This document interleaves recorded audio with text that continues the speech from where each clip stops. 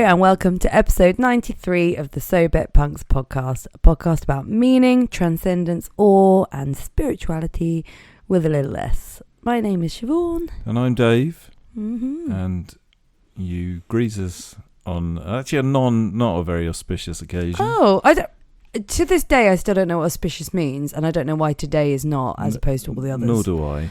Okay, good. We've been out. We've been out for a nice meal with our friends, and I think it might be a bit of a sleepy episode.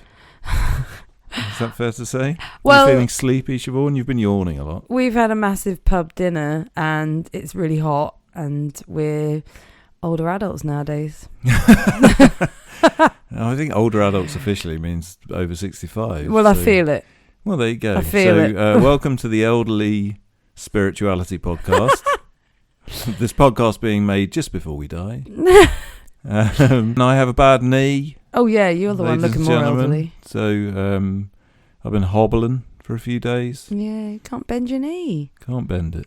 It's not going well. Not going well for David. No. So inauspicious.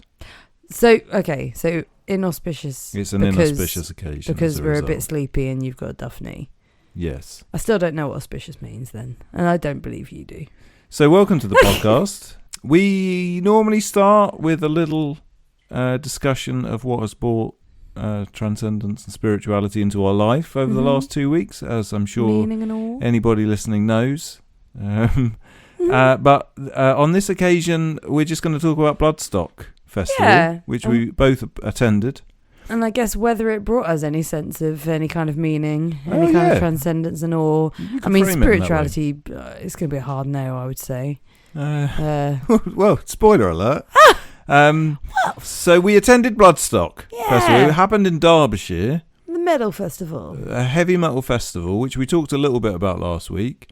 Headlined by the triumvi of 2000's own Trivium and Gojira. And 90's own Machine Head, although, I suppose also 2000's own. Yeah. And a bunch of other heavy metal bands. Lots of other heavy metal bands. So, let's start then with that, shall we? Did it bring you a sense of transcendence, or, I didn't even say transcendence, right? That's very strange. Transcendence or spirituality with a small s, or the other one? Meaning. Did it? Well, I did enjoy myself. I've been to festivals before and people have played. I've been to festivals before. Well, there's something about... I'm Siobhan. No. I've heard live music before. No, but there's something about that kind of... I think there is potential to have these things, like awe-inspiring music and how big of a performance, and some performances can be very awe-inspiring, and I've definitely seen that before in performances, specifically outside when dusk is happening. I don't know, there can be a kind of atmosphere that can feel very big, and you're tiny in a field, in a massive field with lots of people. There's kind of opportunity to have that kind of like awe-inspiring feeling. So I can see that there's... I felt like a butt was coming then. Yeah, well. But... And when I had tiny glimmers of it probably when just the headliners were playing, because it is that, the sun's going down, huge music happening, you kind of look across it where you are. But that being, a short person surrounded by lots of drunk tall people, you don't really necessarily get that feeling. I feel like at every other festival you've ever been to, you must have been a short person around a load of other drunk people, though. Yeah, probably. So I would have been drunk, so maybe that matters. But then I don't think you can have a feeling of awe or meaning or transcendence or even spirituality if you're completely smashed. But yet, all the other festivals I've been to, I would have definitely been completely wasted. There was moments. So you don't agree necessarily, but I really like Gojira. I literally only just started listening to them, and that's, sacrilege to many people who know who they are, because I think they've been going quite a while, even though they're new to me, and I still consider them a current band, I would say. I think they've been going a while. And they had they played a lot of an album that I happen to know, the only album I happen to know of theirs, and it has some quite big songs on it, which I think work really well in a big environment when it's really loud and it's special to a lot of people that are watching. So I think I went into it hoping for it to be a bit more awe-inspiring and meaningful. That being said, I definitely really, really, really, really enjoyed it, and some of those songs are very impactful, and I love them tons and tons and tons, and they were very good. But we were tired by that day and definitely willing to leave. Well, maybe it's worth saying, though, that I think maybe this is at least... So, I mean, I think we both enjoyed it. Yeah. We've not really started at the beginning. We started at the end. But we both had a really lovely time. And I think maybe it's fair to say that putting the sort of pressure that one puts on anything in hoping that it will create a sense of transcendence and awe and spirituality... it's probably too much expectation to put, and maybe that's one of the problems with viewing the world through the eyes that I think me and you are currently viewing the world. In as much as, every 2 weeks we have a little chat about this, but the reason that every 2 weeks we're having a little chat about this is because this is kind of what we're doing, if you like, with our lives, at least to some extent, not exclusively, but it's tracking the normal things that could whiz by without acknowledgement, I guess. But on the other side of that, it's saying, I need my life to be full of meaning and transcendence and awe, and so therefore it might be a bit difficult. And I think there's been a few times where we've talked about this on the podcast where we've gone to different things, often gigs actually, where you're almost judging things by a slightly different standard. Before, I might have gone to a music festival and just thought, I'd like to have a bit of fun. No big deal. It'd be nice to camp. It'd be fun to be around other people that like the same music as me, go and see some bands I like. That was a nice weekend. I don't think I've ever been like that. I think I've always probably had a streak of this in me. But to place that question on it, which I'm not saying we did necessarily or that we continuously do, but obviously there is that in the back of the mind, I think. To place those sorts of expectations on something almost means that you might actually enjoy it slightly less than you would had you just, it's kind of the difference between watching an amazing film and, I don't know, Night of the Living Dead or something. No, Night of the Living Dead is an amazing film, but, like a crappy horror movie. You can enjoy a crappy horror movie as long as you go into it knowing you're going to watch a crappy horror movie. It's expectations and reality, isn't it? And if you set your expectations really high, it has to be so incredibly specific to meet that expectation. I'm just trying to think of, because there have been sometimes, like at big festivals, where I've seen bands where I've had a moment of huge meaning or real awe, meaning and awe specifically. And I do, by the way, think that you can expect that from music. I mean, I do think music should create that if it's good. And I do think that because we discussed whether a festival is the best place to experience music, and in a lot of ways it isn't, because you can't hear things and you're around people that are complete lunatics and everything smells of poo and pee and mostly poo. Can taste it. Ugh. But I do think there's certain things that really do translate well in that sort of environment, and the times where I've experienced it in the past have been bands I've been really looking forward to, and I have high expectations, but I guess I didn't really have that expectation yet because I hadn't really experienced it so much. And so I'm thinking a bit of a surprise. It's like two specific bands that really translated well. Who are they? At dusk. One was Sigur Ros, where it was dusk and they had an orchestra and they had these big light orbs. And you heard a whale sing. And and then a dolphin started singing. And I knew that music is atmospheric as anything, and I just knew it would be amazing. But I had no expectations. I just knew it would be good.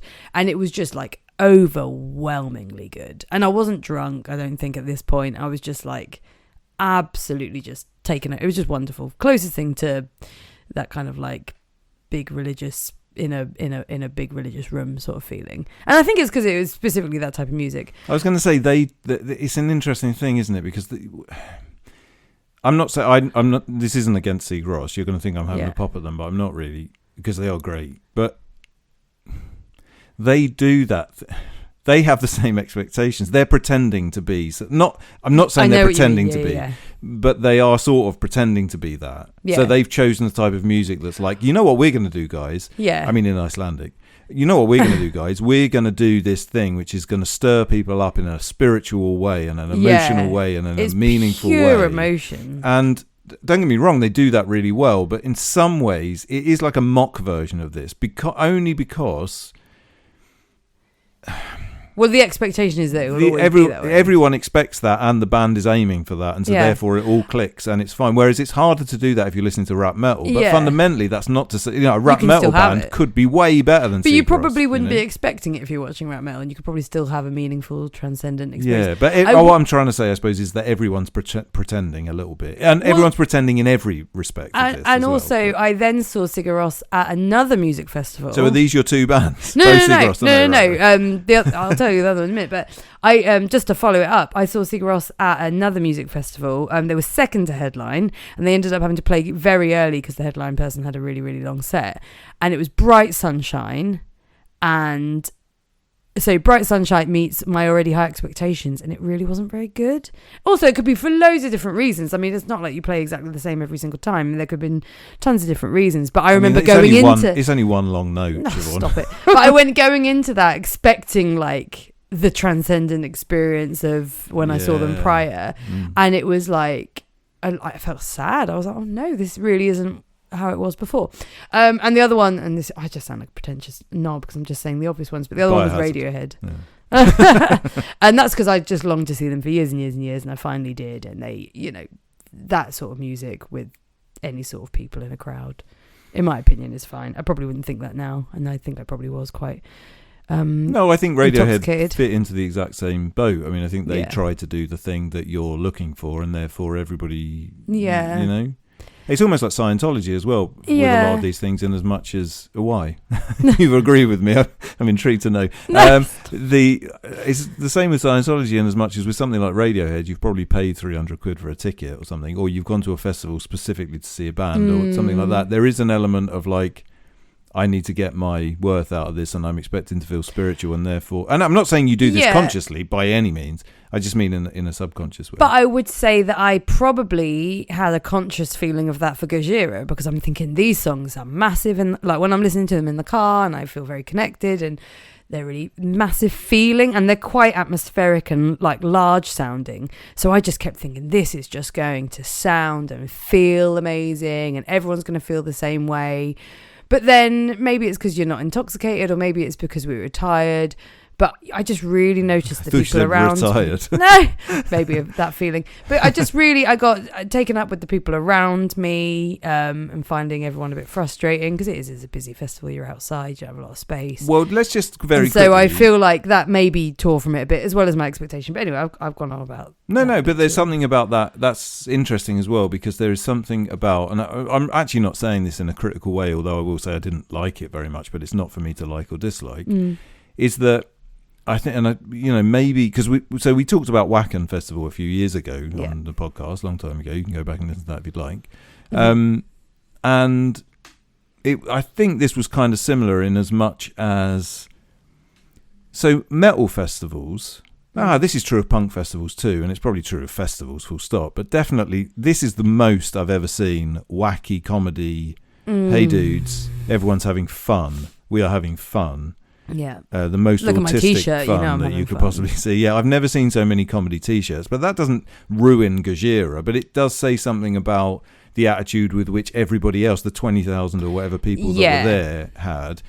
There was people dressed up in fancy dress most of the time. Lots of people dressed up in fancy dress. Lots of wacky people. Lots of... Obviously, everyone was drunk, and that's, again, none of my business whatsoever. I'm not necessarily... But... If you go to something like how you've just described Gojira, which is not, I see Gojira as just being a sort of average metal band, so I wouldn't have expected anything much from them. But if you've gone in with that expectation, and you're surrounded by somebody dressed as a beer can, and his mate dressed as a dinosaur, someone wearing "Come in my bum" on their T-shirt, and everybody's also obviously more or less acting like they're on a stag do, and again, I don't say that in a critical way, although, again, I didn't like it much. But that's neither here nor there. It's not for them to be how I want them to be. It's, you're not going to... Yeah. Whereas, and we talked about this literally 2 weeks ago, when we went to see Manowar, which I think we both agreed more or less was a bit of a spiritual experience to some extent. The huge difference there was that whilst they might be, whatever you think of Manowar, and they might be ridiculous, everybody in the room and there was there, even though some of them actually were dressed up as Vikings and stupid things like this. But that didn't take away from the fact that you could tell, at least the vast majority of people in the room were taking it very seriously. I was about to say, it is, isn't it? They were there taking it seriously, specifically for that thing, and serious about fun or serious about music or anything that, like, if a collection of people are all there for the same kind of dedicated reason, then you will feel that. Yeah. But you're totally right. For any headliner at a festival is going to be a bit like that. I would say it was a bit different from Machine Head, but maybe. I think that might have just been chance, though, because it depends on who you're standing on. I mean, there's 20,000 people there, and you're standing amongst 30 of them or something. Yeah. So, I mean, it just depends. But, I mean, I think we suffer from this in the punk scene as well, without question. It's like, I've said this before, and I don't think this isn't really a critique of anyone. It's just true. You make this music which you base your entire life around, pretty much, or certainly your social life around, and is quite a big deal to you, and you really love the music, and then everyone gets together to listen to the music, and it just becomes a complete piss up, and then no one can remember anything, and everyone's just like dancing about drunk. And there's nothing wrong with that, again, and I'm not saying that as a critic, and I'm not trying to be like the conscience, but it's just an interesting divide, isn't it? It's like, on the one hand, you get to say, oh, I'm into art and I'm into music and I'm really into this thing, but actually, and I feel this way about those queues for merch as well. Like, you go to a gig, and actually the music ends up being the last thing that anyone's interested in. Actually, you go to party and you go to buy merch, and there's nothing wrong with that. And I'm not even saying that in a critical way, but and some of that is about socialising as well. And some of it's about socialising. Yeah. I mean, the amount of punk gigs that you go to, and no one's actually in the room for the band until they want to take a selfie of them or a picture of them, and again, it's fine. People can do what they want, and I don't say that in any way, but it's just that the kind of we tend to talk about music in this quite highfalutin way, and what you come to realise very quickly, I suppose, is that most people don't treat it that way. And I think even if they don't treat it that way, it's just about. But I think being serious about something for a moment in the room, because I was like, is it actually a style of music that attracts this? But no, I mean, Manowar is ridiculous. I jumped straight to thinking of Iron Sheik, for example. When you go to an Iron Sheik concert, you know fully well that everyone around you is going to be like you. Yeah, so that is a religious experience. That is a religious experience, like church, and I'm like, is it the music? And I was like, well, it kind of is the music, but it's kind of also what that music has done to everyone who listens to it, and then the kind of people who are going to go and watch that live are just enthusiastic. But then I also maybe it's the type of people. That's the thing. I think Iron Sheik, for example. But there's another thing here about expectations. Yeah. So the same people that would go to Iron Sheik and sob and sing every word would also go and see probably, but by default of them not being a very well-known band, probably 200 gigs a year, potentially, or let's say 100 gigs a year, and would just be the sort of party boys at the back. Yeah. So it's about expectations as well. It's like, I'm going to see Iron Sheik. I really like their album, and this is the thing that we do to Iron Sheik. What we do to Iron Sheik is we all sob and we all sing every word. Yeah. And there's a performance aspect to that, I think. And that's maybe a bit unfair, and it's not for everybody, but there is a degree of a performance for that. And probably Manowar, there's a degree of performance there. It's like Manowar take themselves incredibly seriously. Yeah. If you're a really big fan of them, you also take them seriously because they expect that. When we went to see Tool, they don't mess around. They're taking themselves seriously. And so everyone goes there and they're very...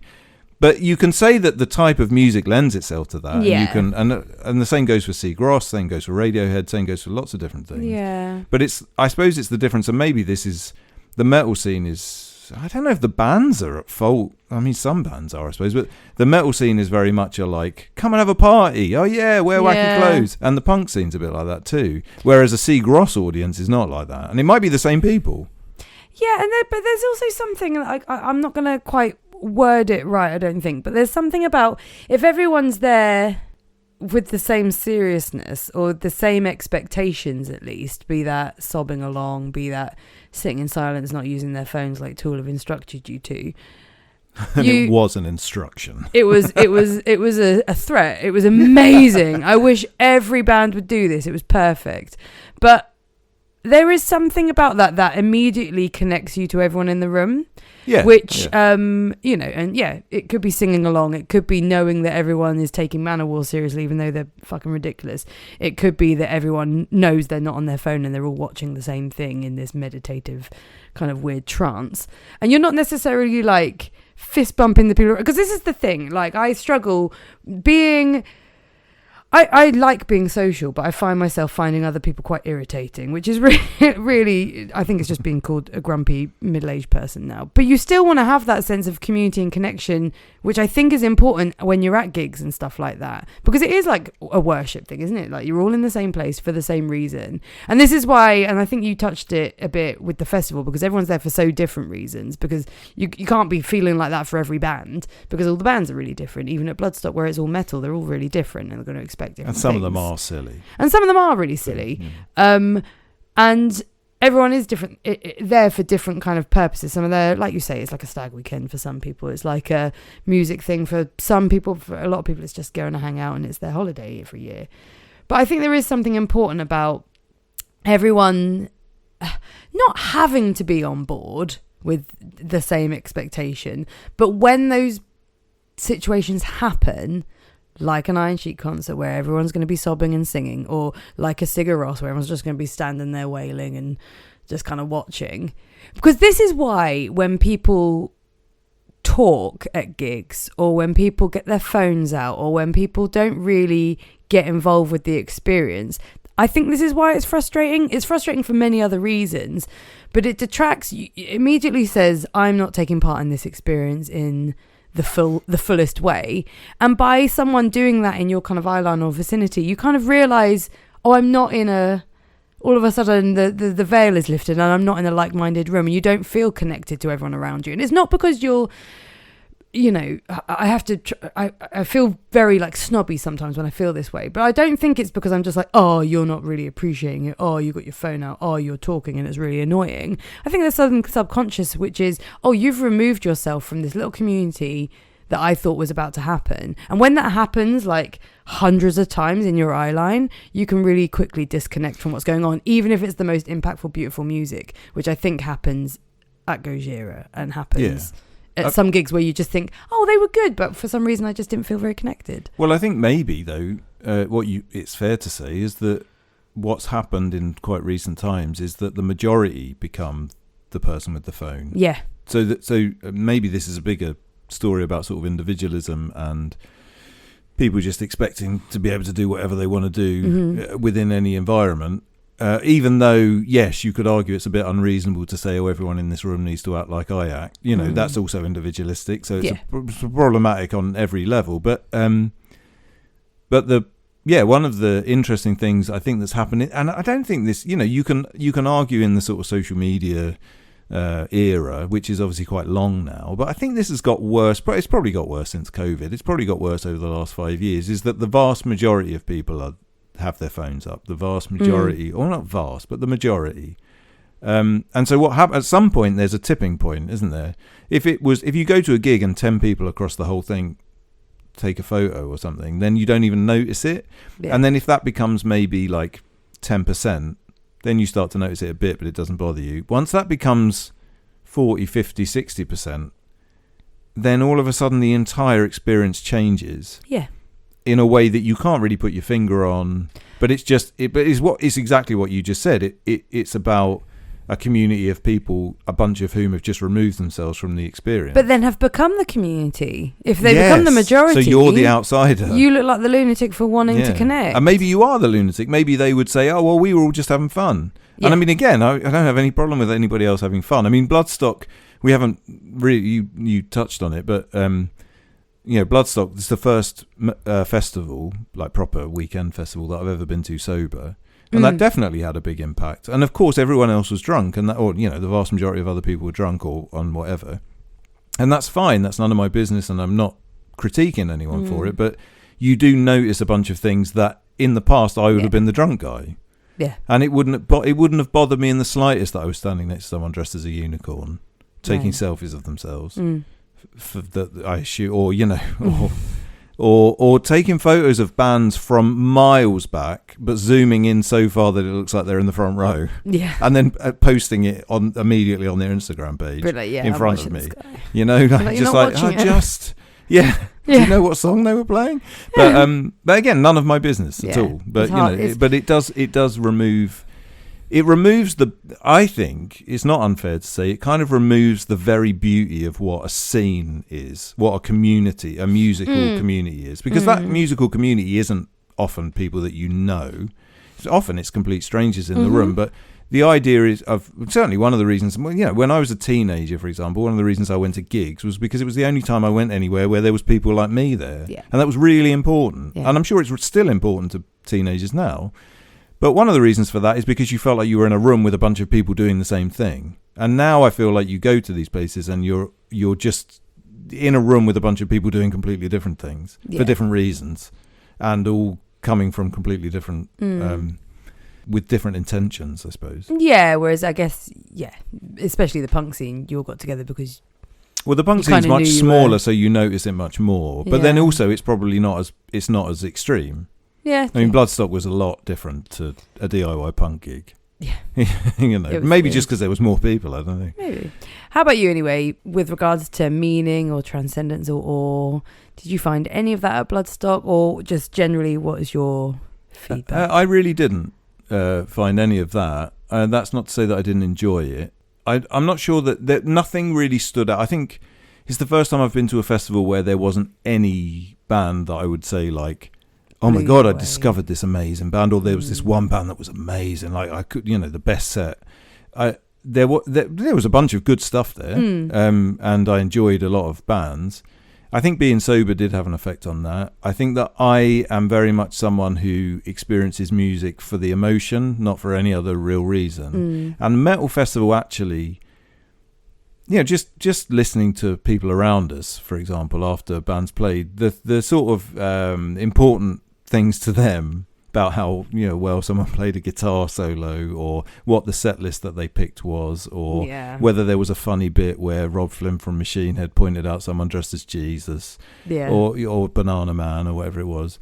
Like, it was almost like I felt quite an outsider. Yeah, I'm quite comfortable. Actually, not elderly. No, other. Oh, other. But because you're elderly years, yes, you heard elderly.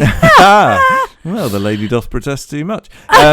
I mean, I was not by any means elderly in comparison to the audience. I would say it was. Oh no, you were smack in the middle. Yeah, there's a lot of older people there. I think there was a lot. I got the impression, again, just from the people we were around and what have you, that there's a lot of people that where like festivals are just the thing they do.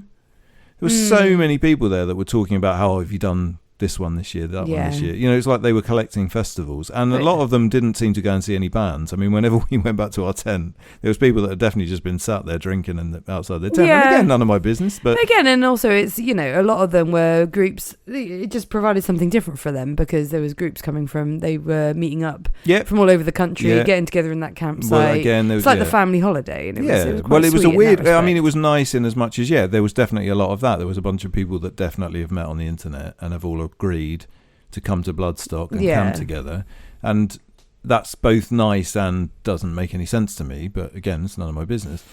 I felt like I was there for different reasons to everybody, and obviously that couldn't have been true, but that's that's just how you feel, isn't it? Other than that, I don't know. I think I was looking for something more from it, and maybe that was unfair. And I think maybe there is something true to be said that, like, I've had some life-changing experiences at festivals, but those life-changing experiences, apart from probably one, all happened when I was like a teenager, probably, or like very early 20s. And so, of course, it's different. What's the one?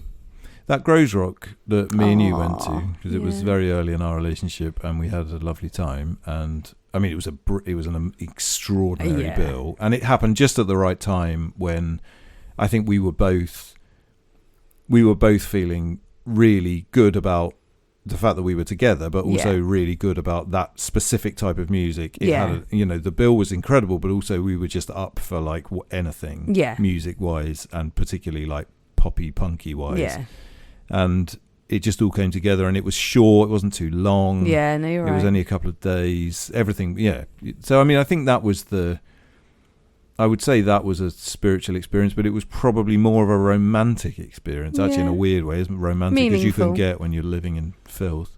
The other thing that I thought a lot about, which I think is appropriate for this podcast to discuss, I don't know if this is kind of something that, I'm sure this isn't something that many people talk about, but it sticks with our sort of thesis statement, if that's the correct turn of phrase. Thesis? Is this whole podcast our thesis? I think so. Is the extent to which heavy metal is a religion or not? And I found myself thinking about that quite a lot, and it's probably because of what I've been thinking about generally a lot. But I don't know, there's a movie that was made not too long ago which was called A Headbanger's Journey, and I don't know the guy's name who made it, but he made a bunch of different sort of little documentaries about different areas of metal.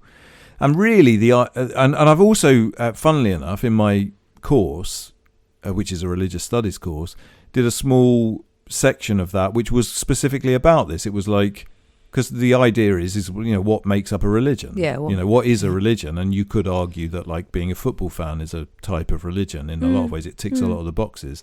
There's rituals, there's outfits, there's there's heroes or saints, the equivalent of. Yeah. And yeah, heavy metal, a very specific type of heavy metal, but that's not really important, came up in that context. And yeah, I found myself thinking about that quite a lot, and came to the conclusion, frankly, and it goes along with what we were saying, that no, it really isn't. But actually, if you were to step back, it would look like one. And it did. I spent basically the first 2 days thinking to myself, my God, this is just like a religion. Isn't this interesting? I've never really seen it, but it's got everything. I mean, it's literally got everything. It's got, like I say, it's got gods. Literally people that they describe as gods, some of whom have died. So there's a statue of Lemmy. Ozzy had just died, so there's lots of Ozzy stuff. Could it be, so I don't really understand the term I'm about to say, but I wonder if it sums up to some level.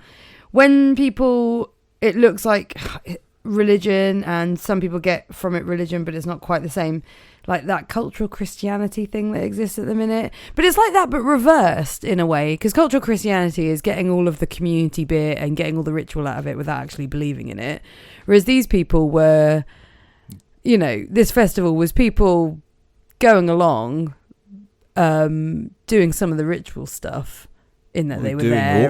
Doing all of the ritual stuff. All the ritual stuff without really embracing what was going on. And not really doing the community bit. Doing some of the... Well, maybe they were doing the community bit. Maybe they were, actually. Oh, no, I think they... I mean, even... The thing is community is... Well, we might not have been, but I mean, we were to a point, but community is about being around other people. I mean, you can't say that 20,000 people being in a field together... They're for the same thing, yeah. I mean, that's definitely community, even if you don't go and talk to anybody or all of them, of course you're not, but...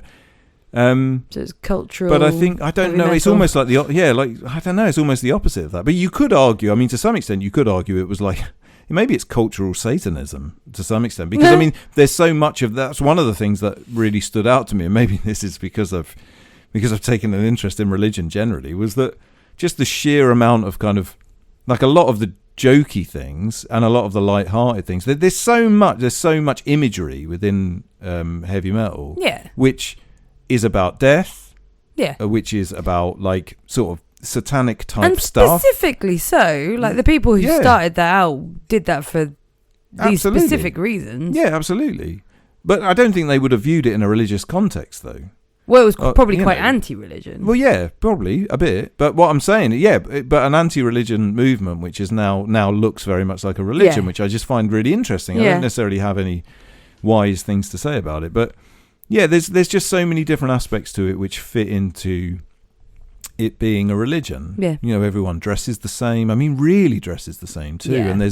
And like I say, there's definitely there's gods, there's kind of saints, and those saints are probably changeable depending on where you are. But when you're at a festival, the 3 bands who headline the festival, or the big bands that people are looking forward to, they're the sort of saints. And instead of wearing your crosses, you've got band t-shirts on, you've got battle jackets on where you've picked out what you're going to add. Or you've got upturned crosses on, or you've got, or like I say, you've got a lot of death-related imagery.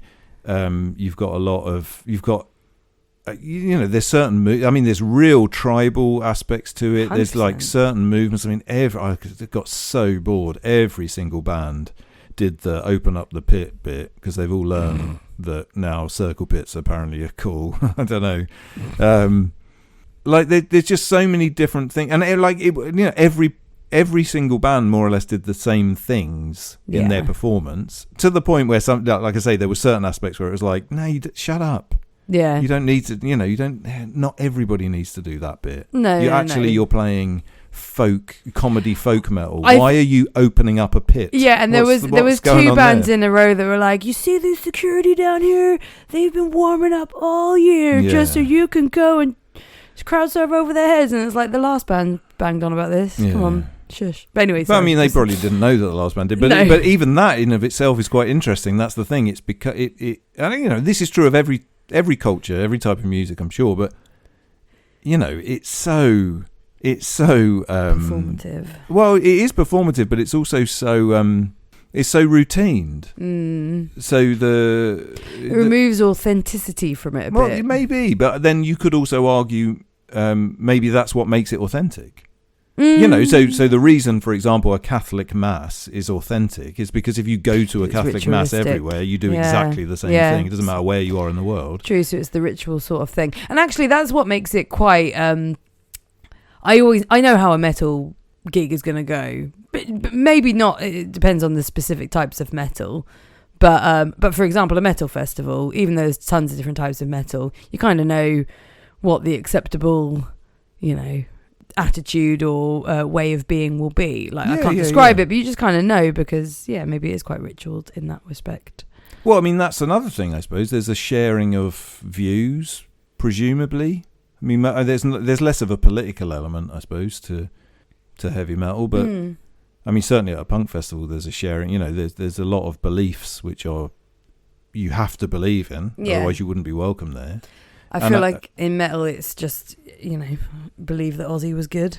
Well, yeah. I mean, there is. Yeah, I mean, it's much more superficial. Yeah, it's probably like, I didn't really like Motorhead. Would get you thrown out, as opposed to Brexit was all right. Yeah. Anyway, so I suppose maybe. But no, I mean, I just find it really interesting. Again, I don't necessarily have anything particularly wise to say about it, but that was one of the things that really stuck with me, or that I thought about the most over the weekend, I suppose, was just thinking about, and then also, and this ultimately does come down to our thesis statement, is like whether that was providing for those people, because it definitely didn't provide any sort of religious or spiritual or meaningful thing for me. And again, that's not to say I didn't enjoy it, but it didn't provide me with meaning. Yeah. And that's fine. I can get meaning somewhere else. But I was trying to work out to some extent, and this is a complete guesswork, and we don't know whether it was providing that for other people or not. Because when you think about our society now, you can talk about secularization, and you can talk about the fact that people have lost something that they sort of need, and that's why our mental health is so bad, and why loneliness is so high, and all of these different things, which we've obviously talked about before. And I don't know if metal provides those things for people. I mean, I think that it's not unfair to say, and it is a presumption, that the mental health of most people at that metal festival was not great. No. And I don't think that the sort of community activities that I witnessed and experienced while I was there were things that were going to make lasting impressions on their lives. But that's not for me to say either.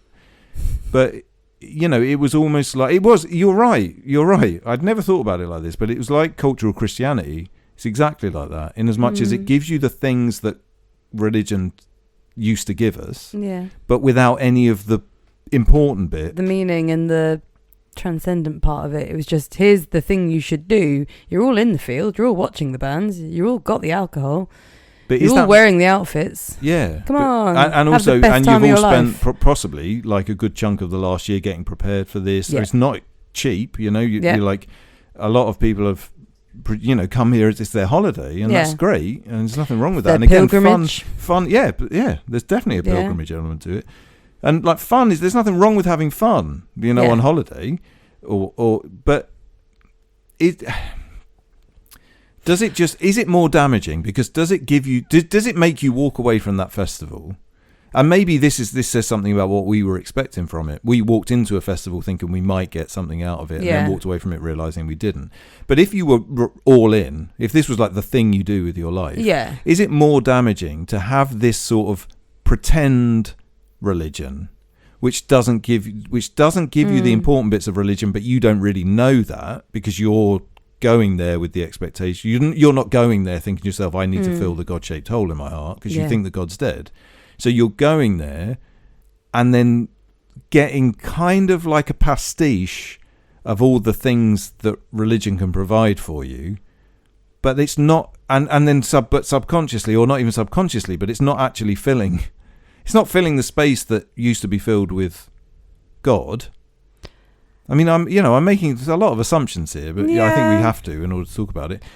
Is that actually more damaging? Something's already gone wrong before it all. For example, when you were saying, if the majority become the people that just have their phones up and they don't realise that they're not getting meaning. If you go to a festival thinking, I'm getting meaning out of it, but the meaning you get out of it is I'm going to get pissed, not really remember anything. But you probably will have a nice time with your friends, especially if you've gone in a big group, whatever. And some of the stories you take back might be totally circumstantial because you were all there and you're all drunk and you're all doing silly things. But it might be that... That was amazing. Rob came out with his come in my bum t-shirt. It's real funny. But it might be that you got exactly what you wanted from it, what you thought was meaning.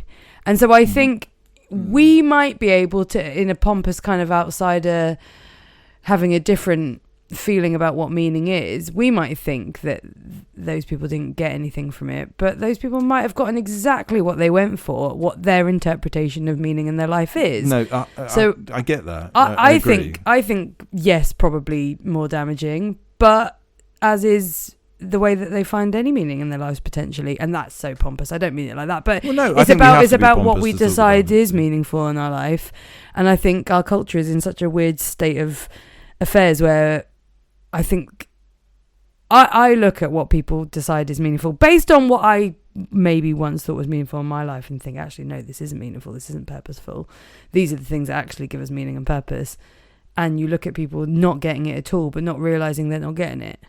So, and it's a pompous place to be when you've decided that you've realised that things didn't give you meaning and purpose. But when the majority still think that they're getting meaning and purpose in what they're doing, it's just another bit of It's just another bit. The problem, not the problem, but the good thing about it is the thing that did once give meaning and purpose. The whole structure of it is still there. So if we could get people to realise where meaning and purpose is, then you could go to a music festival and you could probably still get it.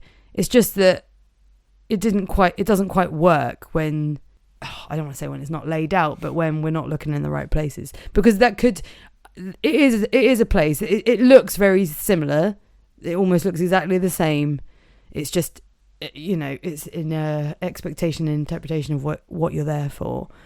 It's so subtle and complicated, and I feel like a pompous twat. It is very complicated. I don't know that it's subtle, though, actually. I mean, I think it's, you're right. Again, you can't talk about this sort of thing without being pompous. And by the way, I'm not suggesting that we can come up with an answer or anything. Oh, God, no. I'm just pointing out a problem and then leaving it alone. No, of course.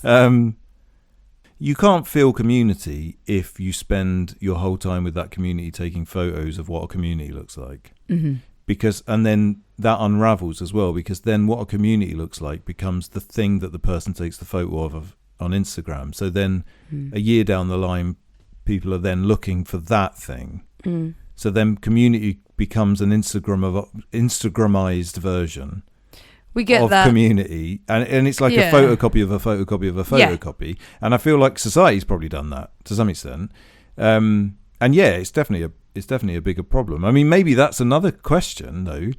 If what I've said is right in the context of heavy metal, as in it sort of has all the trappings of religion, 20 years ago, say, before everyone was just taking photos of everything, was it a religion then? I don't know. I think punk was. I think punk for the first 20 years that I was involved in it, probably. I think it's not unfair to say, although I never viewed it in this way because I didn't think in these terms, but I think it's fair to say that punk gave you a social outlook, it gave you all of the trappings as well. It gave you a way to dress, but it gave you community. It gave you ritual. It gave you music, which is important, and it formed you in both a social, political, maybe spiritual to some extent. Certainly in the 90s, we talked about this before. In the 90s, talking about spirituality and hardcore was just what everybody did. Yeah. It was normal. It would be so weird if you went to Outbreak Festival and started trying to talk to someone about spirituality now. Yeah. So I think it's not unfair to say, although I don't say this as an absolute. I'm sure there are pockets, but to me, as far as I see the punk scene, that's all just been sucked out of it, and that might be because I'm old and I'm not really a part of it anymore. But I don't think so, because I am a part of it, and I can observe even if I'm not actually involved directly. I think you have a different insight to me in that because you were actually part of a scene specifically, and I don't think that I was, but I definitely, I went to live music from a youngish age. I don't think that's that much different, by the way. I mean, obviously, but the punk I'm trying to say is... I don't think it's specific to a scene. I think it's specific to going and accessing live music with people in your formative years, and then from then on. Because I wonder for people who didn't go to gigs at the same, I know a lot of people that didn't go to gigs. They liked a different type of music, and it wasn't something you accessed via gigs. Live music wouldn't have been the way to experience some other music. But I do think there was something about the way you treated going to see live music. Even if it was you were just going and getting pissed with your friends, you were having formative experiences with those people. The music was what got you out there. You did still connect. There was something about, even if it was the shit, I mean, believe me, Norwich, the pop punk sort of stuff that I used to go and watch. I think pop punk is truly, kind of, and ska punk is what truly the dross of music. But it was still so important. Like some of the localish bands that we decided were important that became our ritual when we were 14 and 15. I am so glad I had that, and that was more, seeing shitty band called Bucket in the ferry boat was more important to me than the actual experience of seeing Gojira last couple of weekends ago, which is bonkers. But that might be about age. It might be about age, but it's about putting meaning in something and being there for the same reasons. And I do think, and we keep going back to many different reasons, but I think an individualistic culture, one where we take our phones. I remember the first gig, I had a camera phone, and it was a camera I plugged into the bottom of my flip phone. And it was so important to get a photo, and I tried to get one, and I was like, well, this is pointless. And then lo and behold, it just went in my bag, and I never touched it again. And then society started to rot. Yeah, but then and then later on it became easier to get a camera on your phone, and lo and behold, you've put something between you and the experience, and between you and the other people having that experience, and so many other complications that detach us from each other. But I think live music is the gateway out of this. I think it is a gateway out of it. It's not the, but it's definitely going to be the for many, and I think for us included, it would be one. And it still is sometimes. Sometimes you go and often with no expectations, and you have this magical experience where you're just like, shit, actually humankind's brilliant, and we are going to be fine, and everything is going to be fine because everyone managed to connect with this moment, with this music, whichever kind of music it is. It can be any kind of music. Again, Manowar was a pretty amazing experience, and I wouldn't say that that's a particular kind of music that's going to change my life usually, but it's unbelievable. But I definitely think the structure of maybe not the structure, but but the infrastructure of music and live music and the possibilities and festivals. I still think big festivals is a huge opportunity for this sort of stuff. It's all there if we can just get the meaning and the connectedness back in. Because I think the people making the music would still consider them. I hope many would consider that there's meaning to what they're doing. Maybe it's not the same because, again, what's affecting us is affecting everyone, so it is infiltrating the people who make the music as well as who attend it. But eventually it's all there that could be gotten back. There's no question there's been a drop off in quality and seriousness. And I don't know, maybe someone would argue with me about that, but I can't believe that they would. You've just got to look around. But anyway, there is I think a good way out will be music. I think last time I said something about people making art, and it was right livelihood and art, I was just like, oh, do we need it? But actually, I do think this will be a way, if we can remember how to connect to music again on an individualistic level as well. I do think we've got to change ourselves to change other things. It's a Gojira lyric, actually. When you change yourself, you change the world. But butterfly effect's the way out of this. So start listening to music, take it seriously, listen to music with your friends, talk about music properly with your friends. Yeah, I don't maybe. know. But then tiny. Yeah, I mean, I think it's a systemic problem, which certainly can't be changed by us. But I think, I don't know, I actually disagree wholeheartedly, I think, with that, because I don't think it has any. I think individualism is literally the problem. So yeah, of course, if everybody in the entire world said, I'm going to go back to, I'm not going to take my phone out to gigs, and I'm going to go back to taking music seriously, and whatever. Not that everybody always did that in the first instance, of course, but even if there was an absolute agreement that something had gone wrong and we need to change our ways, and everyone signed up to it, ultimately that's at best 50% of what you can do on your own. Even so, so still the feeling in the room would need to change, I suppose. And I'm use that as just a metaphor. I don't know what that feeling would be as such, but I don't think you can do any of this on your own. I don't think it's an individualistic thing at all. And there's a part of me that thinks that in the same way as, I think Bloodstock was the first time that I saw music, and specifically live music, in the same context as the rest of culture, which is that basically it's jumped the shark, and I don't think there's any coming back. I think that we've passed the point where music is serious. We've passed the point where humans are serious. We've passed the point where people are trying to make art in unusual places.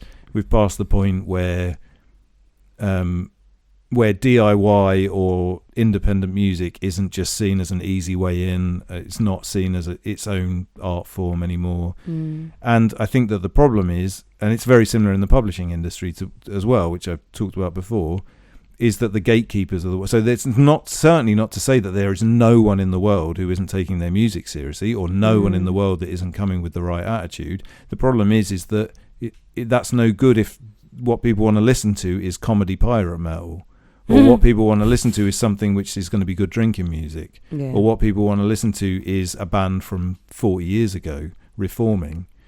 You're never going to hear the good things. Yeah. Even on a DIY level. And so therefore you're never going to create that atmosphere again. You're only going to create one of, these were my favourite band when I was a teenager and I'm here to enjoy it, or here's a very average version of something I've heard before. I'm going to buy their t-shirt because they've got a really good design on it. Yeah. Should we move on? Yeah. We've gone on for a bit.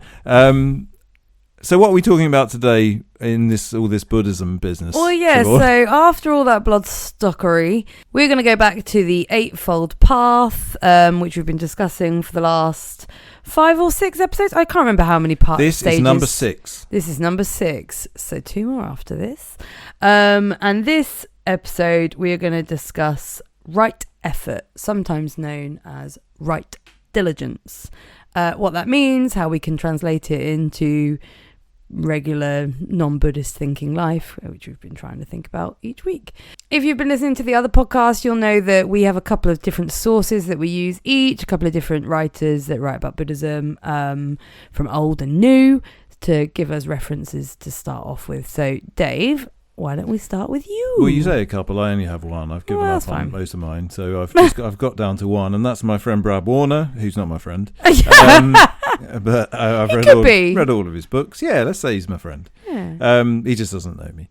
And so he, as ever, very blunt about things, and I think gets straight to the point. So right effort, this mainly means making the proper amount of effort in Buddhist practice, or you could argue mainly means making the proper amount of effort in the other areas of the Eightfold Path. The Buddha compared it to tuning a stringed instrument. Too much effort is like tuning the strings so tight that they snap. Too little effort is like not tightening them enough so that everything sounds awful and out of tune. Then he says something about his old punk rock band. So don't try too hard, but also don't let the idea of not trying too hard be an excuse to not try at all. So one of the books I quote from is by Christmas Humphreys, wrote a book on Buddhism in the 50s. And he quotes someone called Bhikkhu Silakara. My friend. We all know Bhikkhu. One of my many friends. This declaration of strenuousness as a vital, if not the most vital feature in the Buddhist scheme of salvation, may come as a surprise to those who have been brought up in the opinion current in the West that Buddhism is a religion producing a state of chronic apathy. And when we say current, we mean the 50s, but I guess some people still think that that's the case. Nonetheless, there is no room in Buddhism for the idler in any shape or form, as indeed could not be otherwise in a faith which teaches men to rely on for salvation upon their own individual effort and denies them all help from any outside source except such as is to be found in the sympathy and kindly goodwill of fellow pilgrims upon the same journey. The prize is only for the striving, for none else. And there's something, I've probably butchered reading his lovely quote, but there's something in there about making your own salvation. And I think it's a little bit damning of other religion there, where it's kind of like, just give over and hope everything will be fine in the end. This one is about that's the importance of the effort here. It's like you only get better if you try to get better. Not to jump too hard to the defense of my Christian friends, and probably Muslim friends too. Yeah. I mean it's weird. That's a weird take on other religions. It's a very atheistic take on other religions. It's like saying, "Oh, Christians and Muslims just do this." Yeah. But actually, that's what maybe some do. But I mean, it's yeah. I mean, I don't love it as a damning of other religions. Believe me, I thought that was just me being a bit like poking there. Oh, it's no effort. It's no effort to. But pray every day. But what I do, exactly. And he's kind of damning of the like, we just. And also, actually, Buddhism strongly believes in an afterlife as well. So it's not about. And actually believes in an afterlife without any effort because you don't have. You've got no one watching you. The effort is to come off of it. Yeah, exactly. You have to ignore it. Yeah. So I do, but I like the idea of something about making your own destiny and putting in effort. Means that you will get somewhere. Like there's this within his kind of like pompous, horrible slam on other religions. There is something in there about making some effort to get somewhere in life. But there's plenty in the book I have from Thich Nhat Hanh, and his kind of overarching view is he echoes what Brad Warner's saying about it's not too much effort, but not doing nothing. It's somewhere in between. It's the nuance in here that's really important. I think it's about. I mean, he tells a story about how there's someone who is so proud of how he's meditating really, really hard, and he stays up all day and all night, and he's the best meditator, but he's in agony doing it. And so his Buddhist teacher comes along, picks up just a tile and starts polishing it, and the monk's like, "Well, what are you doing?" He's like, "Well, I'm polishing it so it can be a mirror." And he's like, "Well, that won't work." And he goes, "So why are you sitting like that all day expecting to be a Buddha?" It's like, it's something about, I mean, this is where Tao gets really annoying. Like, if you think it's the way, it's not the way and all that sort of stuff. This one's pointing to that. If you're doing something without really considering all things, it's the tying together of right view and right understanding as well. If you're sitting there in absolute abject agony and hating what you're doing, you're already not doing the thing that's going to bring you salvation. In that context, right effort isn't necessarily about like putting the right amount of effort in. It's about putting effort into the right thing. Yes. So, i.e., if you put like Hitler put loads of effort into being a massive Nazi. Yes. So he did really well at that. He was like really, he was incredible at being a Nazi. Some would say he was one of the best Nazis. Yeah, some would, most would, everybody would. But that's obviously not that. He's chosen the wrong thing to put all of the right effort into. He really has chosen the wrong thing. That was a shame. He could have done so much. He showed promise, but he just did the whole sort of wrong thing. I mean, another thing, the way that Thich Nhat Hanh sums it up is the practice of mindful living should be joyful and pleasant. If you breathe in and out and feel joy and peace, that is right diligence. If you suppress yourself and if you suffer during your practice, it's probably not right diligence. And he talks about examining your practice and finding what's right for you. Because, I mean, practically, if you're doing something that you hate, but this will make me better, you might technically be doing the right thing, but it's never going to make you better. And then practically you're probably going to get bored and not do it anyway.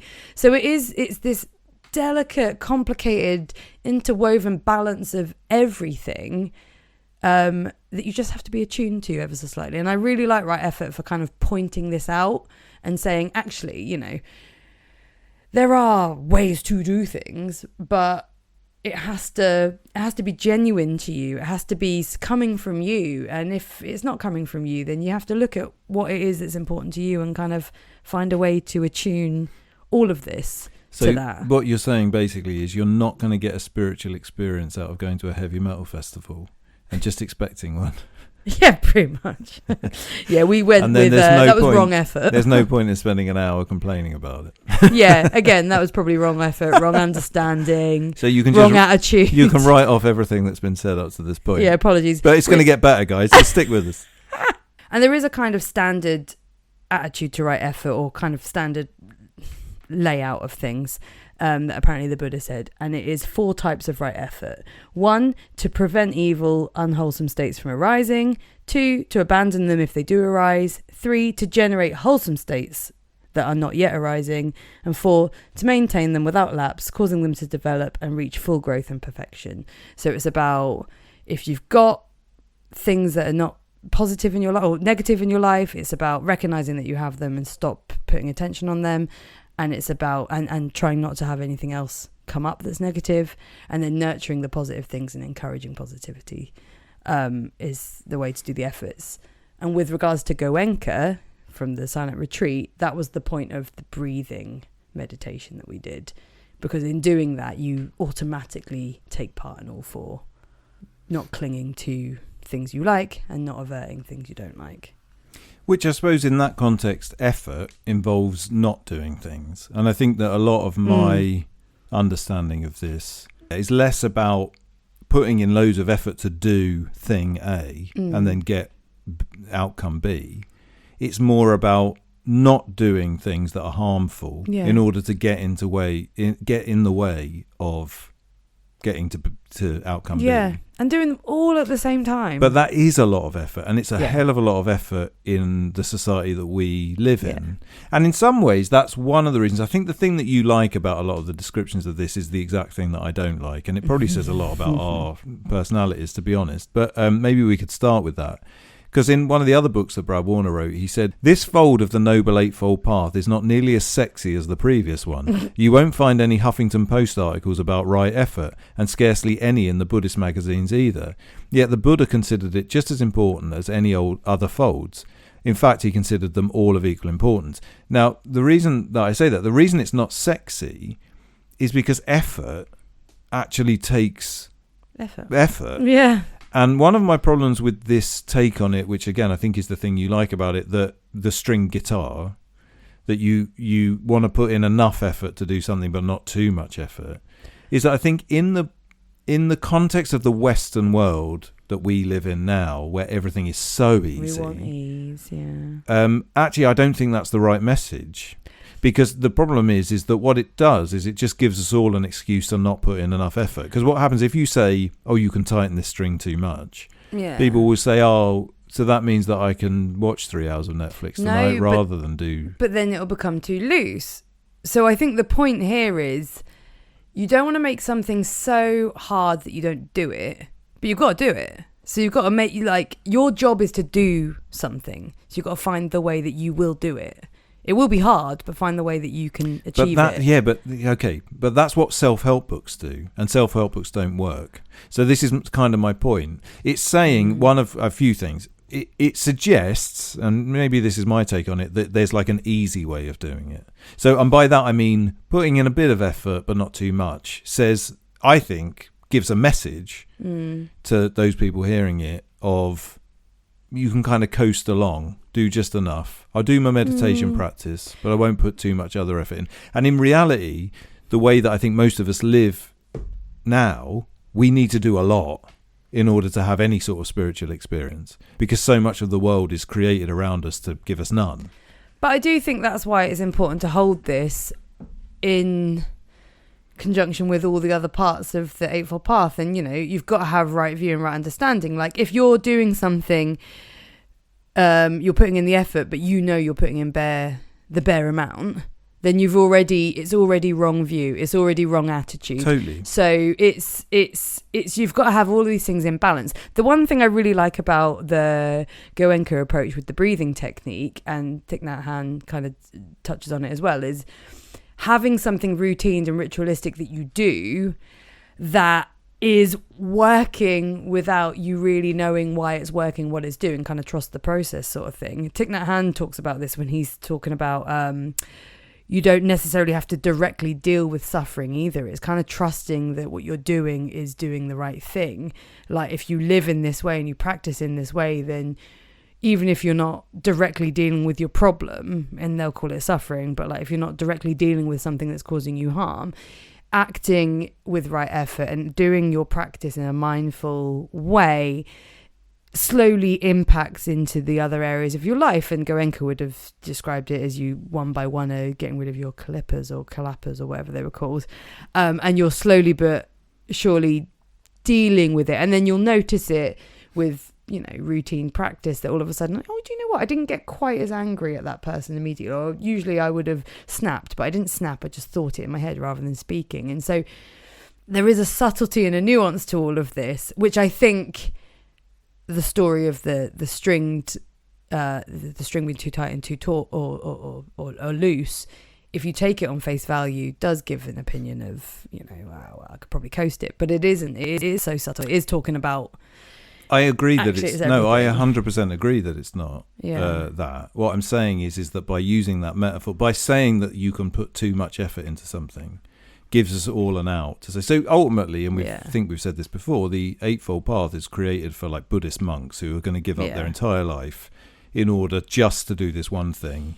They're only interested in spirituality. Now, if that's the life you're leading, then yes, don't tighten the string too tight. It's kind of like what we were saying before about putting effort into the wrong thing. You can decide on something, and it can be like you were saying about someone who was trying to meditate furiously, but they were in pain all the time. Yeah. So that's obviously a bad thing.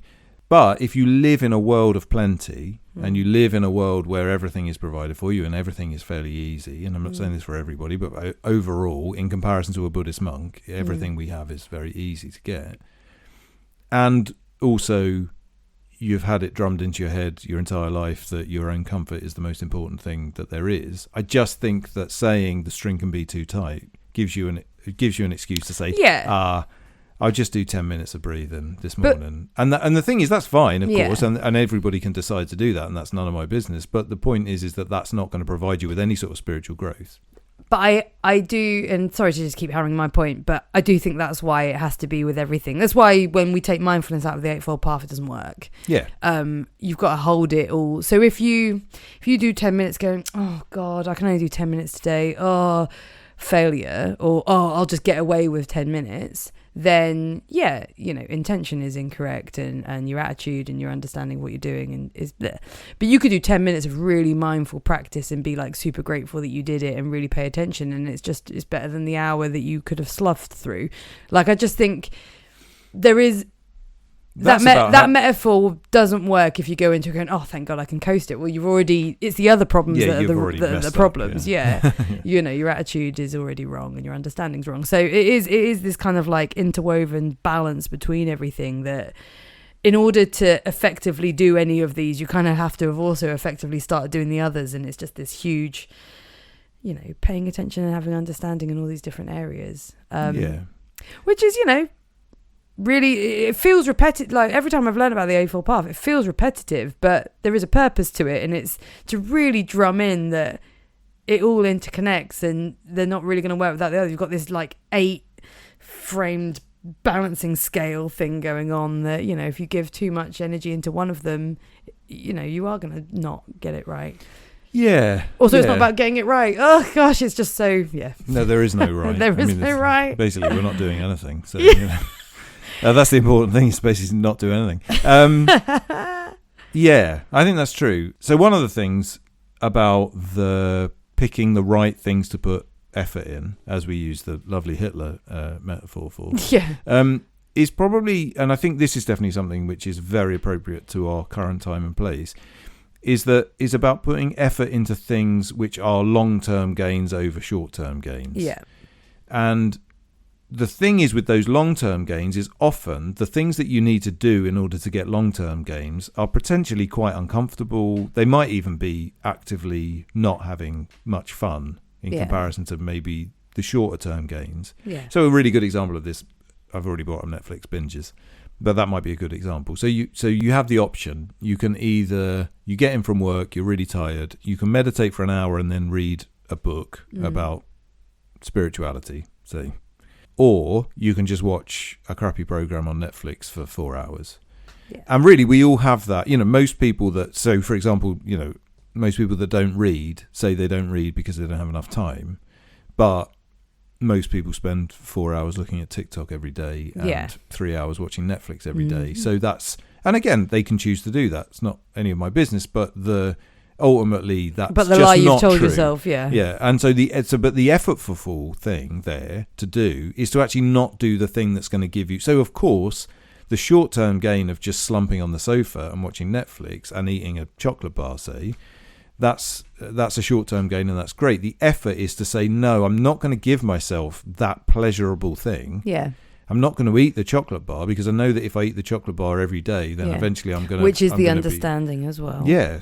So instead, I'm actually going to do a thing which feels in the moment like it's a worse thing to do. But over the course of my life, it's going to make it a lot better. I bought this book up last time, I think. I don't think I'd actually read it. But I read The Ruthless Elimination of Hurry by John Mark Comer, and I read another one by him called Practicing the Way. Both are absolutely wonderful. Both are very Christian.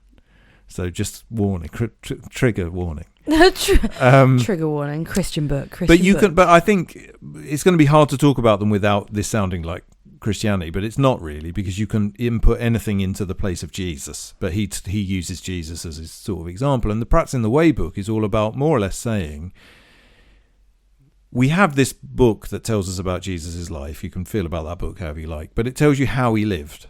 And if you want to be like Jesus, you need to live the way that he lived. So you can use this book as a way to just copy him. Because if you copy him, you'll become like him. And if you become like him, then you'll become spiritually full. That's more or less the idea of this book. Now, of course, you can remove Jesus from this and you can say the Buddha. The Eightfold Path. And the Eightfold Path is literally this. It's like, so I want to be spiritually fulfilled. So I find someone who's spiritually fulfilled and I do all the things that they do. The problem is, and this is certainly true, I think in Christianity, or it certainly sounds like it's true by reading this book, is that most people don't do that. So all of the things that in this context Jesus was doing, they don't do. They just want to, they kind of do the thing that Christmas Humphreys accused them of earlier. Yeah. They just say, I believe in Jesus. That means I'm going to heaven. I don't have to worry about anything else, and I'm just going to go on with my life and let me put Netflix on. But the idea of this is, no, actually, there's all of these specific practices, and they are, but a lot of them are ritualized as well. A lot of, going back to our discussion of heavy metal ritual, it's a similar thing. You can do certain things which are going to make you spiritually fulfilled. Some of them don't necessarily work as well in the modern world, but you can kind of do some version of them. And so an example of that would be like, so we talked earlier today actually about having a Sabbath. We were joking about how we're having Sabbath. So the idea of a Sabbath has been completely forgotten about because we can shop every day and we can do whatever we want every day all the time. But ultimately, if you took a day off, one day off every 7 days, you took one day completely off and you spend that entire day resting and working on something in a spiritual way, whatever that spirituality is to you, that's how, well, his argument is that's how we were literally made by God. We should be doing that. And one of the reasons why our mental health is so bad is because no one's doing that. That's not to say people aren't resting, but they're never taking a whole day off and resting. So you can argue with that or not agree with that, but it's an example of something that we could all probably do. You could just turn your phone off for one day a week and you're going to be much more spiritually fulfilled. But anyway, my point being that all of that is just effort, isn't it? But a lot of it's effort which in the moment feels bad. I think most people can understand that social media isn't helping them. But if you say to someone, just turn your phone off for a whole day a week, they would be like, oh, no, I couldn't. Yeah. But of course they could. I mean, there's no reason why they couldn't. But then the reason they couldn't is because they need to be flicking through TikTok for 2 hours and they might get a text from their mum or whatever. you know, and that's not really a reason to ruin your spiritual growth. Yeah. And so anyway, so the effort there is taking something away from your life. It's not having pleasure in the moment in order to have pleasure in the long term. Longer term. And I think that's what the whole Eightfold Path is about. Like you say, it is going back to that metaphor of just finding someone that you think is leading a good life and copying them, which I think is not something that we feel very comfortable about in the modern world, because we all think we're individuals but we're all copying people. We're all basically, I mean, and you know, it comes back to our be careful who you pretend to be, because you are who you pretend to be, but it's a slightly different context. But we also live in a culture that's taught us that we are the cleverest we've ever been, and we've dispelled things that our ancestors used to think, and aren't they stupid? And it's just like, yeah, but also humankind has lived for a really bloody long time, and there's certain things that are just... And we've never been more miserable. Yeah, it's just like, actually, do we know better now? When was the best? When did we know what we were doing? Like, was it actually 200 years ago? Who knows? I'm not necessarily saying that, but I'm just saying, like, specifically 200 years we're just ago. Convinced that right now is the, you know, we're very forward focused, so we're just like, no, we're progressive, and how we are now is the best we can be, and everything we've done before is stupid. So the idea of copying someone from 2,000 years ago to, you know, our sciencey mind sounds stupid, so it's not. But it is that is a blindness, and I think that comes into effort to some extent as well, because what the effort there is saying, oh, actually, hang on a minute. On the one hand, I think this is true of most of us. On the one hand, I feel like crap all the time, and I moan about loads of things that are going on. But on the other hand, I refuse to accept that anything was ever better. Yeah. So I'm always going to look forward. I'm going to keep doing the things I'm doing. I'm going to continuously keep doing the things that society is telling me are the right thing to do. But they make me feel bad. But they're making me feel bad. But I'm not going to stop, because it would be... I don't know what it would be. It would be bad if I looked to something else, or to someone else, or to something in the past, or made it up for myself. I mean, I think there's a problem with making up for yourself, a big problem with making up for yourself, and is indicative of our individualistic culture. But you know, ultimately, you could do that too. But it's just, I don't think it's unfair to say, and I don't think many people would argue, that what we're doing at the moment is not making us flourish. It's not making us happy. So I suppose, what do you do? And you could look to the Buddha, a man 2,500 years ago, and do what he did. But in order to do that takes a lot of effort. And it takes a lot of effort of removing things, not adding them. Yeah. But of course, that makes your life cheaper. It makes your life simpler. It makes your life, probably better. But I mean, that's arguable. But it's not going to be encouraged by the world that we live in, because that relies on us spending money and moving forward in the capitalistic view of things. Yeah. And your mum might worry. No, actually my mum probably does worry. Yours definitely does. All of this is not said with it being like, you know, just put the effort in, guys, it'll be really easy to do. The world is not built for us to be doing this. Lots of people are looking this way, lots of people are trying to figure out, actually, did people in the past have it right? But yeah, the culture as a whole is not built to do this. It is a lot of effort to step away from it and pick your own path. Not that I know what our path is, not that either of us know, but it is hard. It's not easy to do, and I worry that sometimes we can carry on and get a bit pompous with it all. But the effort is a lot of effort, even more so than normal at the minute, I would say, to remove ourselves from.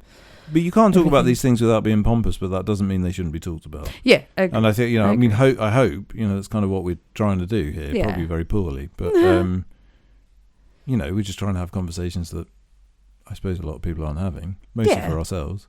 Yeah, exactly. You're on the journey with us. I think this is very important, but I think that ultimately the message, if anybody who lives in the modern world needs a message, it's that you can never really put in too much effort to making your life better. Yeah. So that was my only argument about the string metaphor.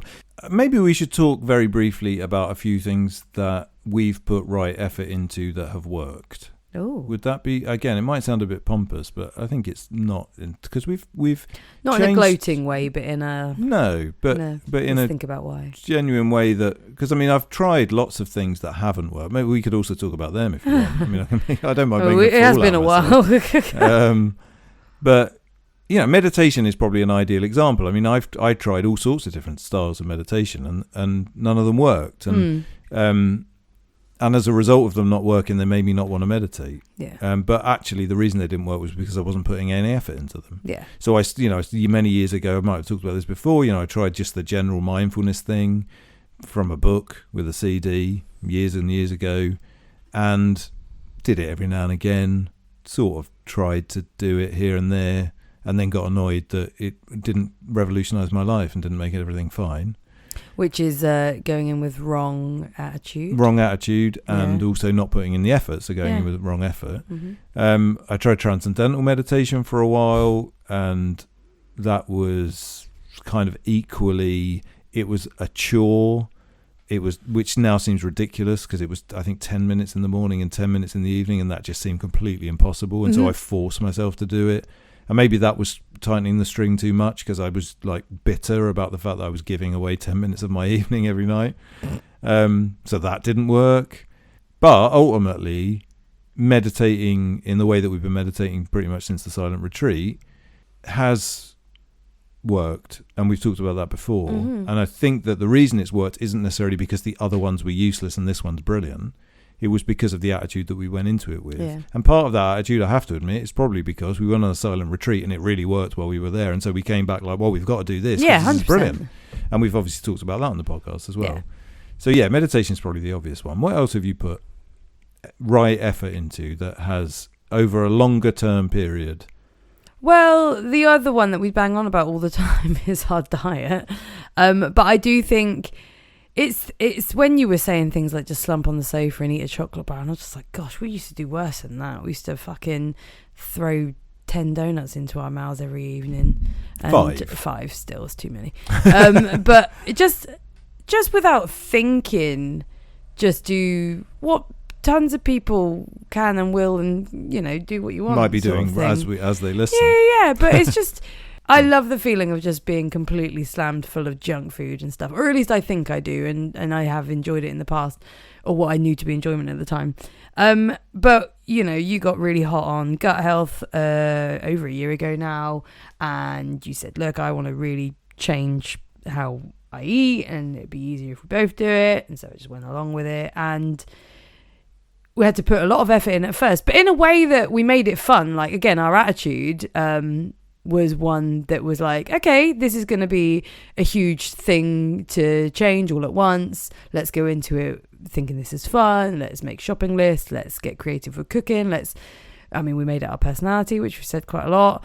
But, anything that you do routinely for a while soon becomes the norm. And then when you feel the changes and the difference, I think it was pretty quick. Like within about 3 weeks of like solidly, eating a lot better.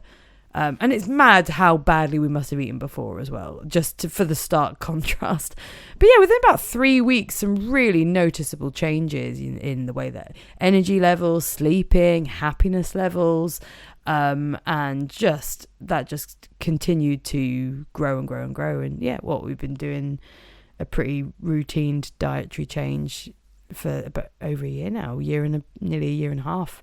And it's just continuing to feel better for it. And that took a lot of effort. So much of our life changed just to eat better, which sounds ridiculous, but an awful lot of our, we didn't go day drinking on a Tuesday. We don't slam pizza into our mouths twice a week whilst putting YouTube on. Like, just so much changed. Yeah. And I think that's an interesting one because the initial effort was a lot of effort. Huge. But once didn't take long before actually it still sounds like effort. If you describe all of the preparation that we do, the fact that we have to cook every night, even if we've been at work all day, all this sort of stuff. Plan the meals for a week. Plan the whole week out, all that.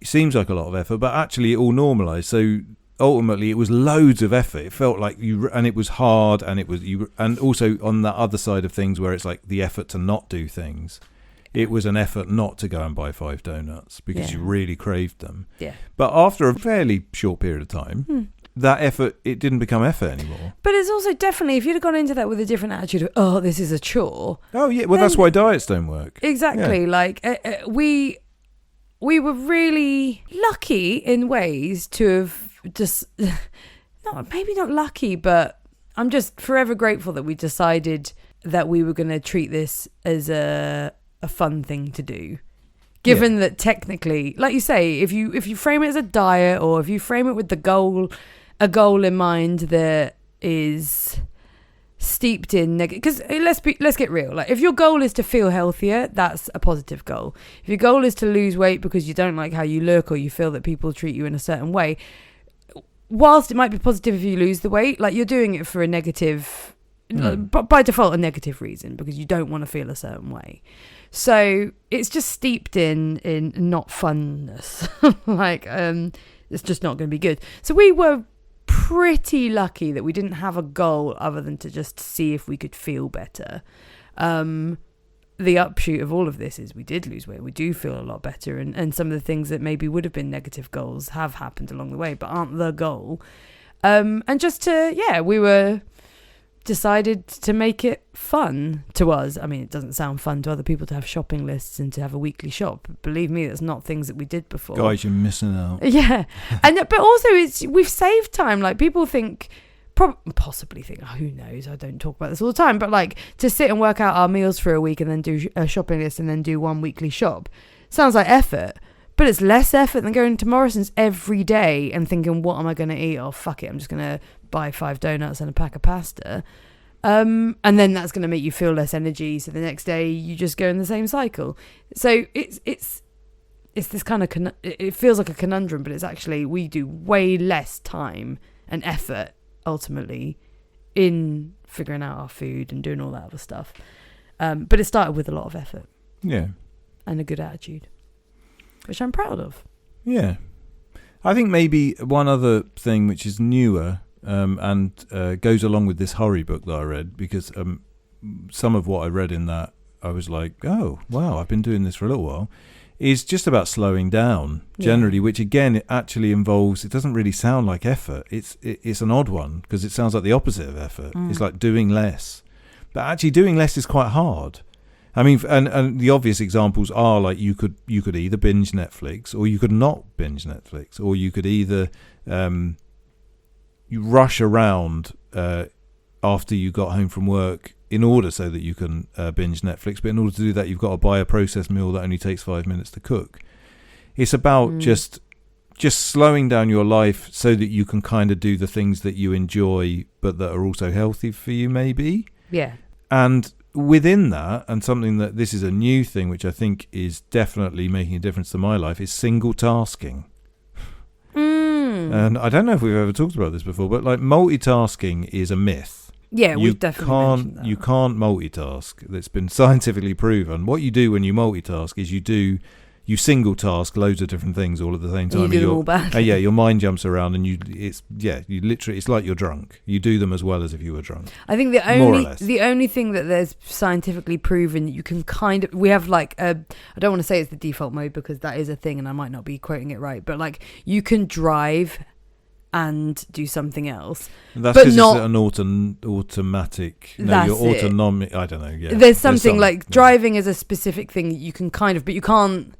You know, for example, I'm not advocating look at your phone and drive. It's definitely not that. But like, you can think, your mind can wander, and you can drive at the same time. In some ways, that's the closest to multitasking that we get. Yeah, I think that's possibly true. But the thinking aspect of it is what it is. So I mean, ultimately, when we sit in a car, and I've always done this, and I probably always will do this too. I'm not saying I've got rid of this, but no one really sits in a car and just drives. Yeah. You have music on, or a podcast on, or you'll be talking to someone, or you might be eating, or you might be drinking, or whatever.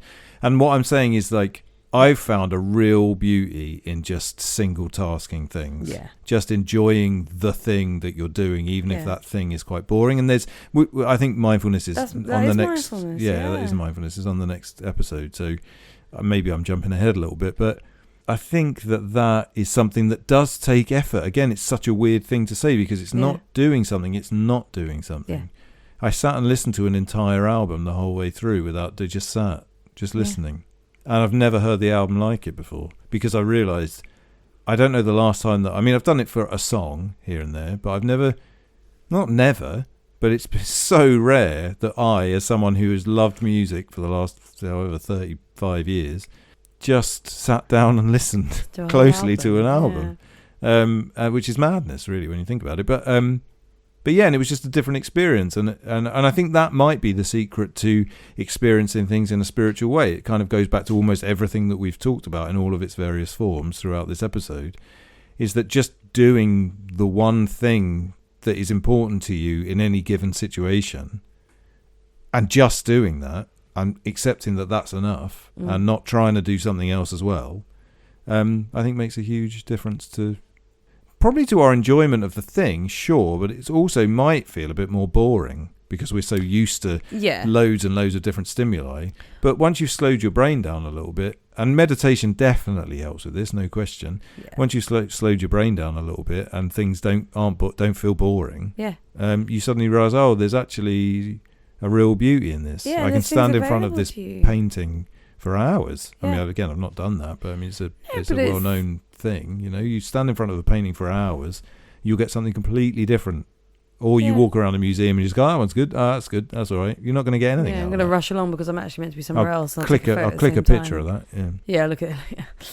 But it's also, you know, you leave yourself open to the possibility of having an experience as well. It's like when we stand in a queue and it's like, oh God, well, while I'm in this queue, how could I best optimise my time? Well, John Mark Comer has suggested, this is another good one actually, and this is the sort of thing I'm talking about in the context of the modern world, is when you go to a supermarket, join the longest queue and just stand in it. Mm-hmm. And the reason to do that isn't because standing in a queue is fun. It's not because it's going to give you some sort of spiritual growth. It's that it shows you that the instant thing isn't the most important thing. You're talking to your subconscious and you're saying, if someone pushes in front of me, then it doesn't really matter. Yeah. I'm only going to join the longest queue anyway. Yeah. You know, like just taking your time over things means that so much of the stress of them is removed. Yeah. So yeah, join the longest queue. Beautiful. And single task. So join the longest queue and then just be in the queue. Yeah. Doesn't sound like fun, but trust me, guys, it's your way to God.